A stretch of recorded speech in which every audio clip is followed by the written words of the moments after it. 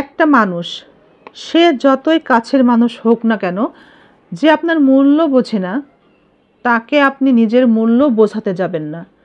যে আপনাকে খোঁজে না, তাকে আপনি কখনোই খুঁজতে যাবেন না। যে মানুষটি আপনাকে মূল্য দেয় না, আপনাকে পাত্তা দেয় না, আপনাকে খোঁজে না, আপনি তার পিছনে দৌড়াবেন না, তার পিছনে ছুটবেন না। কি ব্যাপার, সামনে দেখাও ভালোবাসা, পিছনে খেলো গেম। আমিও কিন্তু খেলতে পারি, সেম টু সেম। বারবার যদি কোনো মানুষ এভাবে আপনাকে আঘাত করে, সে নিজে গিরগিটির মতো রং বদলায়, তবে তার সাথে আপনি সম্পর্ক রাখতে যেয়েন না। জীবনে একটা পর্যায়ে এসে শিখেছি, ধৈর্য ছাড়া জীবন কিছু না। কেউ ছেড়ে যাবে, তবু আমাদেরকে ধৈর্য ধরতে হবে। এই সংসার জীবনে অনেকেই আছে, যদি কেউ আমাদের উপরে রাগ করে, আমাদের ধৈর্য ধরতে হবে। যদি আমাদের পিছনে কেউ কুৎসা রটনা করে, তবুও আমাদের ধৈর্য ধরতে হবে। আমাদের দিকে যদি কেউ আঙ্গুল তুলে কথা বলে, তবুও আমাদেরকে ধৈর্য ধরতে হবে। যদি আমাদের কাছে কেউ কিছু চাই, তবুও আমাদের ধৈর্য ধরতে হবে। যদি আমরা কিছু কারো কাছে চাই, সেখানেও আমাদেরকে ধৈর্য ধরতে হবে। জীবনের এই পর্যায়ে এসে একটা বিষয় শিখেছি, জীবনের ধৈর্য ধরা ছাড়া আর কিচ্ছু নাই। যে যত বেশি জীবনে ধৈর্য ধরতে পারবে, তার জীবনটা তত বেশি সহজ হবে। আমাদের এই সংসার জীবনে কিছু মানুষ আছে, শুধু আমার আমার করে সব কিছু আমরা আগলে রাখার চেষ্টা করি, সংসারের সকল কিছুকে আগলে রাখার চেষ্টা করি, পরিশ্রম করে যাই, অক্লান্ত পরিশ্রম যাকে বলে। অনেক ত্যাগ করি, জীবন থেকে অনেক স্বপ্ন ত্যাগ করি, সুখ ত্যাগ করি, কিন্তু এই মানুষগুলোই একদিন নিঃস্ব হয়ে অন্যের দ্বারস্থ হই। তাই আমাদের ততটুকুই করা উচিত, ততটুকুই আগলে রাখার চেষ্টা করা উচিত যতটুকু আমাদের সামর্থ্যে কুলায়।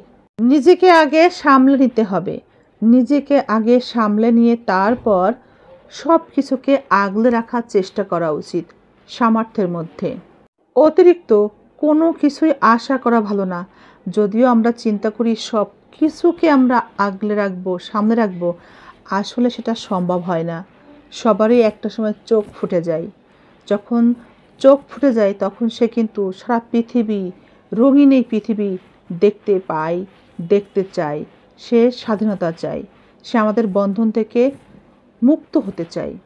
তাই তখন কষ্ট পেতে হয়। অন্যের সম্পদ নিয়েও কিন্তু লোভ করতে নেই। আমি এগুলো আগলে রাখলে বা আগলে রেখে যদি নিজের করতে পারি, সবই আমার। অন্যের জিনিস কখনো নিজের হয় না, ওটা সবই অন্যের। শ্বশুরবাড়ির জিনিসপত্র সবই অন্যের, ওটা কখনো আমাদের না। সবার ক্ষেত্রে আমাদের হয় না, এই আশা করা ছেড়ে দিতে হবে।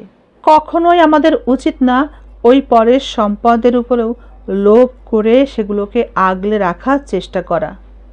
কারণ এমন একটা সময় আসে যখন দেখা যায় ওই সম্পদ তো আগলে রাখতে পারলামই না, সম্ভবই হলো না, আরও বরং নিজের যা ছিল সেটাও চলে গেল। অন্যেরটা আগলে রাখতে গিয়ে দেখা যায় নিজের সম্পদটুকু হারিয়ে ফেলতে হয়। কিছুটা বয়স, কিছুটা সময় হারিয়ে যখন আপনি নিঃস্ব হয়ে সবার আঘাত পেতে থাকবেন, সেই আঘাতে যখন আপনি নিজেকে পাথর বানিয়ে ফেলবেন, ওই মুহূর্তে নিজেকে পরিবর্তন করতে শুরু করবেন। সবাই তাই করে, এবং সেই পরিবর্তনে আপনি কথা বলতে শুরু করবেন। আপনাকে কেউ আর পছন্দ করবে না, ভালোবাসবে না। এবং যখনই আপনার পরিবর্তন লক্ষ্য করবে সবাই, তখন সবাই যাদের জন্য আপনি এতদিন অনেক কিছু করেছেন, সবাই বলবে আপনি বদলে গিয়েছেন। পৃথিবীতে, আমাদের সংসার জীবনে, আমাদেরকে কেউ বুঝুক আর না বুঝুক, একটা মানুষ যদি না বোঝে, তবে অনেক কিছু আসে যায়। কিন্তু হাজার বোঝালেও কিন্তু সেই মানুষটা বুঝবে না। তাই তাকে বোঝাতে না যাওয়াই ভালো, বরং আল্লাহর উপরে ভরসা রাখা উচিত। কিছু মানুষ কাছে থাকলে তার প্রশংসা করতে জানে না, গুরুত্ব দেয় না, কিন্তু তার জীবনে সে এমন জায়গাকে, এমন মানুষকে গুরুত্ব দেয় যেখানে তার গুরুত্ব, মূল্য ক্ষণিকের। আমরা একটা জিনিস বুঝি না, আমরা থাকতে মূল্য দিই না, আমরা হারিয়ে গেলে আফসোস করি। আমাদের মনে রাখা উচিত আমরা সেই জিনিসটাকেই হারিয়ে ফেলি যে জিনিসটা অনেক বেশি মূল্যবান। তাই কাছে থাকতেই মূল্য দিতে হয়, হারিয়ে গেলে আফসোস করে লাভ কী?